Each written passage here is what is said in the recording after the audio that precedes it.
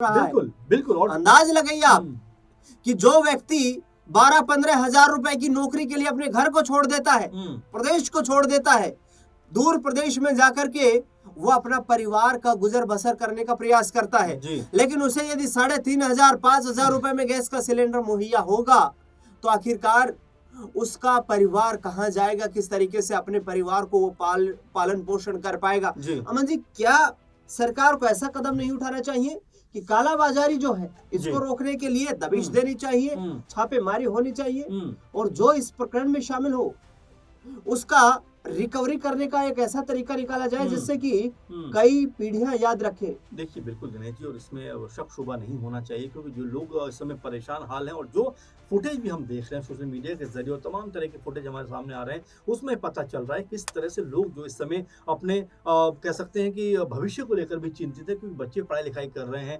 और उनको सडनली अपना स्थान छोड़कर जाना पड़ रहा है। क्योंकि कई जगह पर हमने देखा जहाँ पर लोग ये बात कहते हुए नजर आए कि भाई हम 10, 12, 15 हजार की जॉब करते हैं, काम करते हैं, किस तरह से अपने परिवार को पालते हैं, kilo 2 kilo 3 kilo 4 kilo gas लेकर अपना जीवन यापन करते हैं महीने में। लेकिन अब अगर देखा जाए तो वो गैस के दाम ही इतने ज्यादा हो गए कि हम भराने की हिम्मत नहीं कर पा रहे। तो देखिए, एक आम आदमी जो है जो एकदम बिल्कुल पिछले पायदान पर खड़ा हुआ है, उसको लेकर क्या कोई जवाबदेही और जिम्मेदारी नहीं बनती सरकार की? आखिर खामोशी क्यों पसरी हुई है? आप देखेंगे कि अगर हमारे सामने, इस समय फिर कह रहा हूँ कि कोई संकट भी है, अगर कोई दिक्कत भी है, और जैसा कि हमें लग भी रहा है कि संकट जो है वो बड़े लेवल का है, तो ऐसे में सरकार को लोगों को एक विश्वास में लेना चाहिए कि भाई आप पैनिक ना हो, परेशान ना हो, हम आपके साथ में खड़े हुए हैं, तमाम जगह पे हम चीजों को मुहैया करा रहे हैं। आप देखेंगे जब नोटबंदी हुई थी तो पीएम मोदी ने बाकायदा टीवी पर आकर कहा था कि भाई परेशान होने की जरूरत नहीं है, मुझे बस आप 50 दिन दीजिए, उसके बाद में जो है चीजों को जो है बेहतर कर दूंगा। तो आप देखिए, देश ने सिर्फ उनको 50 दिन नहीं दिए,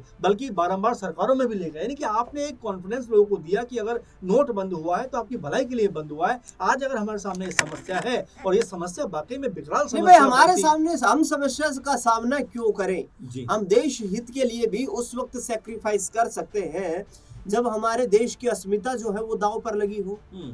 यहाँ तो भारत जो है पैसे दे रहा है, तेल खरीद रहा है, पैसे दे रहा है और गैस खरीद रहा है, तो क्या सरकार को कोई और अल्टरनेट नहीं निकालना चाहिए कि ठीक है, हॉर्मुज ऑफ स्ट्रेट जो है उससे तेल नहीं आ रहा है, गैस नहीं आ रही है, तो कोई दूसरा विकल्प तलाशा जाए जिसके माध्यम से भारत की जो आपूर्ति है उसको पूरा किया जाए। और यदि भारतीयों पर इसका असर पड़ रहा है तो ये कहीं ना कहीं सरकार के लिए भी तो एक विफलता का ही कदम माना जाएगा। देखिए दिनेश जी, महत्वपूर्ण बात क्या है कि देखिए, जिस तरीके से देश हमारा है, आबादी हमारी है, हमारी जो जनसंख्या जो है वो लगभग कह सकते हैं 150 करोड़ के आसपास है, 150 करोड़ के आसपास है। उनकी रोजमर्रा की जो जरूरतें हैं, तमाम जो चीजें हैं वो हमें मुहैया कराने के लिए तमाम तरह की प्लानिंग करनी पड़ती है, तमाम तरह के दूसरे देशों के साथ में एग्रीमेंट करने पड़ते हैं। लेकिन जिस तरह से हम देख रहे हैं कि बीते कुछ समय से अमेरिका के पिछलग्गू हम बनते चले जा रहे हैं, और यही वजह है कि आज तमाम देश जो है हमसे कन्नी काटते हुए नजर आते हैं या हमसे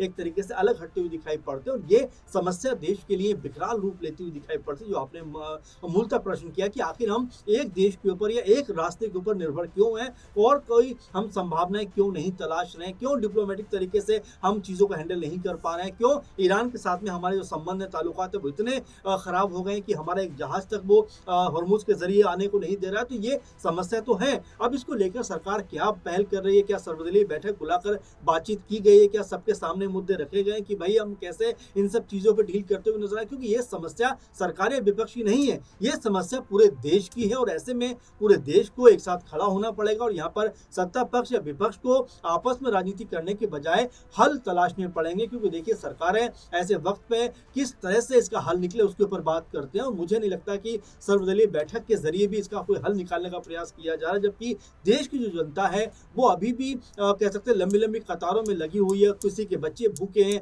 किसी के पास में सिलेंडर जो है महीनों से हफ्तों से नहीं पहुंच पा रहा है, किसी घर में कोई और दिक्कत है, किसी के पास पैसे की दिक्कत है कि वो ब्लैक का सिलेंडर नहीं ले पा रहा। तो ये तमाम ऐसी चीजें, इसको लेकर एक आम आदमी जो है वो पशुपेश में पड़ा हुआ है। और इसीलिए आज मैं सुबह जब आ रहा था तो बहुत सारे लोग चर्चा इस बात की कर रहे थे कि अगर ऐसे ही चलता रहा तो फिर उनको अपने घर जाने को मजबूर होना पड़ेगा। और देखिए, जिस तरह से हम छोटे मजदूरों की बात करते हैं, जो यूं ही 10-15 हज़ार में अपने जीवन यापन करते हुए नजर आते हैं, तो उनके लिए तो भयानक एक ये समस्या जो है सामने आएगा। और देखिए दिनेश जी, हम सिर्फ सिलेंडर की बात कर रहे हैं, एलपीजी की बात कर रहे हैं, लेकिन जरा आप देखिए उस एलपीजी के सहारे कितनी चीजों के दाम बढ़ चुके हैं। जो रोटी आपको 5-7 रुपए की मिलती थी वो 10 से 12 रुपए की मिल रही है, चाय जो आपको 10 रुपए की मिलती थी वो 15 से 20 रुपए की मिल रही है। तो तमाम तरह की जो महंगाई है सिर्फ एलपीजी सिलेंडर पर नहीं, तमाम चीजों बढ़ती हुई दिखाई पड़ रही है। बिल्कुल, इसकी महंगाई की जो मार है वो हर जगह हर आम लोगों को उठानी पड़ रही है। आखिरी सवाल रहेगा आपसे, और जो मेरा मूलतः प्रश्न भी था आपसे, कि वेस्ट बंगाल टीएमसी सरकार, तमिलनाडु एआईएडीएमके सरकार और यूडीएफ की सरकार केरला में है, क्या वाकई भारतीय जनता पार्टी को इस युद्ध से, क्योंकि 9 अप्रैल से ही पहले चरण के जो मतदान हैं वो शुरू हो जाएंगे, तो इसका खामियाजा भुगतना पड़ेगा? क्या वाकई बड़ा झटका बीजेपी को लग सकता है? क्योंकि सिर्फ सरकार की बात करें तो आसाम में कहीं ना कहीं ये उम्मीद है बीजेपी को कि वो सरकार को रिपीट कर सकते हैं। बंगाल में जो है वो सरकार बनाने के लिए मेहनत करनी पड़ेगी उनको, विपक्ष में मौजूद है। दक्षिण भारतीय राज्य है, वहां पर हमेशा बीजेपी के लिए चुनौतीपूर्ण माहौल रहा है। तो क्या गैस के दामों का बढ़ जाना, इस कालाबाजारी का बढ़ जाना, आम लोगों को परेशानियां उठाना पड़ना और अब ये पेट्रोल की कीमतों का बढ़ जाना, क्या बीजेपी के लिए एक बड़ा झटका होगा? देखिए, मुझे तो ये याद आता है दिनेश जी कि नमक के दाम जब बढ़ जाते हैं तब तक सरकारें गिर जाती हैं, तो ये तो एक बहुत बड़ा मुद्दा बन जाता है। तो जाहिर बात है कि इसका जो इम्पैक्ट है वो कहीं ना कहीं बीजेपी के लिहाज से देखा जाए तो उनके निगेटिव या उनके खिलाफ जाता हुआ दिखाई पड़ रहा है। क्योंकि जैसा हम लगातार देख रहे हैं कि जो हमारे देश में एक ऐसा वर्ग है जो छोटी मोटी निम्न मध्यम वर्ग है, जो छोटी मोटी सैलरी पर अपना गुजारा बसारा करता है, लेकिन जब उसके घर में सिलेंडर नहीं होगा, चीज़ों के दाम इस तरह से बढ़ चुके होंगे, यानी एक तरीके से उसकी जो स्थिति है वो बद से बदतर होती हुई चली दिखाई पड़ेगी, तो जाहिर बात है कि वो भी सोचने पे मजबूर होगा। और ये सिर्फ निम्न वर्ग की बात नहीं कर रहे हैं, मध्यम जो वर्ग के परिवार हैं या जो और भी लोग हैं, देखिए महंगाई का असर हर तरफ और हर जगह पे पड़ता हुआ दिखाई पड़ता। अब आप देखेंगे एलपीजी के बाद जिस तरह से पेट्रोल के दाम बढ़े हैं, तो आप देखेंगे ट्रांसपोर्टेशन में भी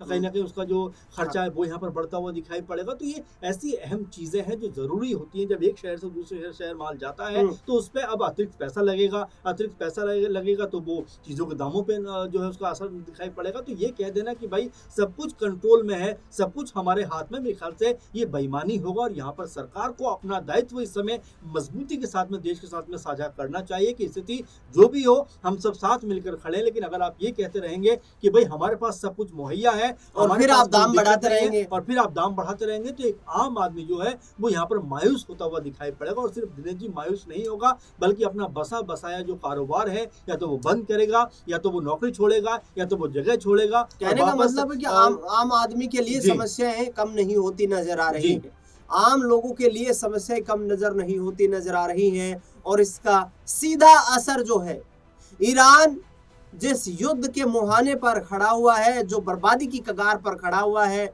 अमेरिका और इजराइल दनादन मिसाइलें दाग रहे हैं, ईरान भी उनको जवाबी कार्रवाई में मुंहतोड़ जवाब दे रहा है। लेकिन इस मुंहतोड़ कार्रवाई में कमर टूट रही है भारत की, भारतीय लोगों की। 140 करोड़ देश के लोगों का जो एक बड़ा मार्केट है वैश्विक स्तर पर भारत, उसमें बड़ा यहाँ पर झटका भारत को लगता हुआ नजर आ रहा है, जिसका सीधे तौर पर कहीं ना कहीं देखा जाए तो हश्र आम लोगों की जेब पर पड़ता नजर आ रहा है। लोगों को अपने रोजगार धंधे छोड़कर वापस अपने स्वदेश लौटना पड़ रहा है, अपने प्रदेश लौटना पड़ रहा है। और लोग इस त्रासदी से, भारत के सीधे युद्ध में सम्मिलित न होने के बावजूद भी इस त्रासदी की चपेट में आ रहे हैं। आम लोगों को चाहे होटल पर चले जाए, चाहे किसी दुकान में सामान लेने के लिए चले जाए, हर जगह महंगाई का आलम छाया हुआ है।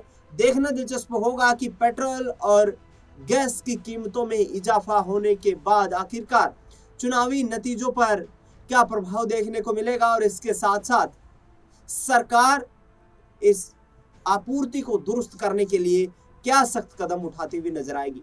इस खास कार्यक्रम में अमन जी आप जुड़े, आपका बहुत बहुत शुक्रिया। देश दुनिया से जुड़ी तमाम बड़ी खबरों के लिए देखते रहिए SPN9।